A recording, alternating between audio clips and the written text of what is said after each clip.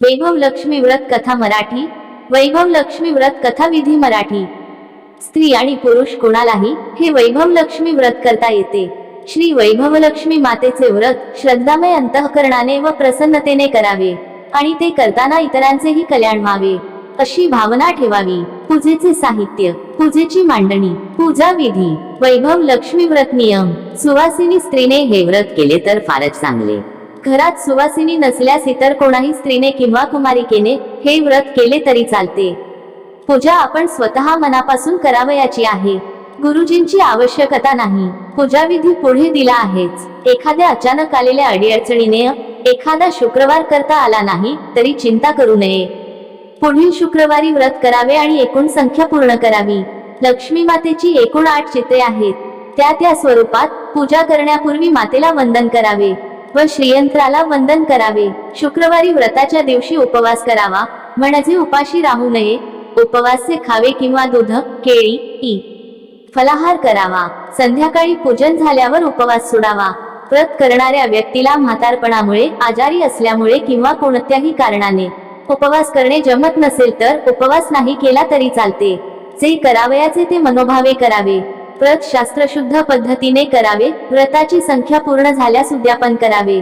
घरात सोन्याचा अगर, चांदीचा दागिना नसल्यास रुपयाचे नाणे कलशावरील वाटीत पूजेसाठी घ्यावे।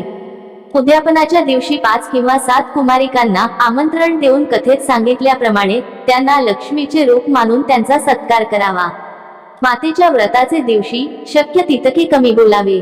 मनात नामस्मरण करत राहावे। अंतर्बाह्य शुद्धता ठेवावी व सर्व मनोभावे करावे।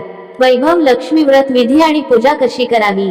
पूजेचे साहित्य, देवपूजेसाठी शुद्ध पाण्याने भरलेला तांब्या किंवा कलश, श्रीयंत्र चित्र अथवा तांब्याचे श्रीयंत्र, तेलवातीसह समई, निरांजन, तुपवातीसह शंख, घंटा, पाण्याने भरलेला दुसरा तांब्या किंवा कलश, तांबण फुलपात्र, पळी, वाटीत अक्षता आणि दागिना, उगाळलेले गंध, धुतलेल्या शुभ्र अक्षता, पांढरे शुभ्र कापड, चौकोनी रुमाल, बेलफुले, तुळशीचे पान, मंजिरी, प्रामुख्याने लाल फुले, हळदी कुंकू, शेंदूर, अष्टगंध, बुक्का, फुलवाती, कापूर, विड्याची देठासह पाने, 2 सुपाऱ्या, दूध, दही, तूप, मध, साखर पंचामृतसाठी, नारळ, जानवे, केळी, आंबा, कोणतेही फळ, आघाडा, पत्री, दागिना, कापसाची वस्त्रे, 1 काडेपेटी, गोडाचा नैवेद्य। पूजेची मांडणी, आपले तोंड पूर्वेकडे करून पाट अथवा चौरंग मांडावा। आपणास बसण्यासाठी पाट अगर, आसन चटई घ्यावी।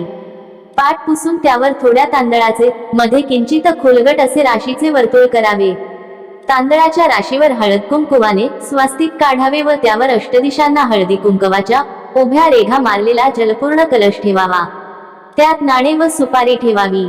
त्या कलशावर आत पांढरे तांदूळ किंवा अक्षता घातलेली वाटी ठेवावी। त्यात दागिना अथवा रुपयाचं नाणं ठेवावं। तांब्याचे श्रीयंत्र असल्यास तांब्या किंवा कलशाला टेकून ठेवावे आणि श्रीयंत्र नसल्यास त्याचे चित्र, कलशाच्या उजव्या बाजूस शंख ठेवावा आणि डावे बाजूस घंटा ठेवावा। पाटावर किंवा चौरंगावर उजवे बाजूस थोडे तांदूळ ठेवून त्यावर गणपती म्हणून सुपारी ठेवावी। सुपारीच्या डाव्या बाजूस 2 देठाची विड्याची पाने ठेवून त्यावर नाणे आणि त्यावर सुपारी असा विडा ठेवावा। फुले, दुर्वा, सुगंधी द्रव्ये एका मोठ्या ताटात ठेवावी।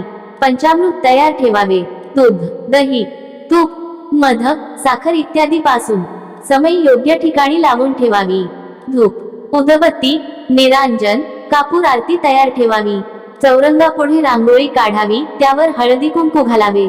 पूजा विधी, अंघोळ करावी किंवा हातपाय धुवावे आणि धुतवस्त्र अथवा सोवळे नेसून कपाळी गंध लावावे। घरातील वडील माणसांना नमस्कार करावा व चौरंगापाशी यावे। देवीच्या 8ही प्रतिमांना वंदन करावे। श्रीयंत्रालाही नमस्कार करावा, आचमन करावे व नंतर समोरील विड्यावर पळीने पाणी घालावे। शंख आणि घंटा पुसून घ्या, त्यावर गंध लावून ठेवा। श्री गणेशाची म्हणजे गणपती म्हणून सुपारी ठेवावी, मग पूजा करावी। त्याला फुलाने पाणी शिंपडावे। हळदी कुंकू, जानवे, शेंदूर, गुलाल, बुक्का, लाल किंवा तांबडी फुले, दुर्वा, शमी व्हाव्यात। निरांजन, उदबत्ती ओवाळावी। गुळाचा खडा किंवा गुळ खोबऱ्याचा नैवेद्य दाखवावा आणि मनापासून प्रार्थना करावी। आता देवीची पूजा करायची आहे। लक्ष्मी म्हणून वाटीतील दागिना अगर रुपयाचे नाणे आहे। त्या लक्ष्मीला श्रीयंत्र अत्यंत प्रिय असल्याने त्या यंत्राला गंध, तांबडे फूल, पुष्प, अक्षदायी वाहून पूजा करावी व नमस्कार करावा. देवीला आवाहन म्हणून अक्षता वाहाव्यात. वाटीत ठेवलेल्या लक्ष्मीची पूजा करावी.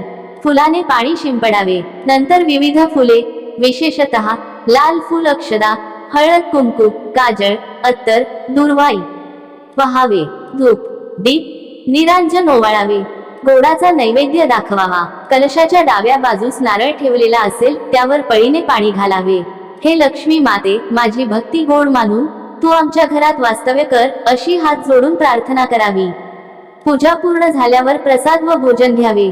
मित्रांनो, तुम्हाला ही माहिती कशी वाटली? आवडली असेल तर लाईक, शेअर आणि आमच्या या चॅनेलला सबस्क्राईब करायला विसरू नका.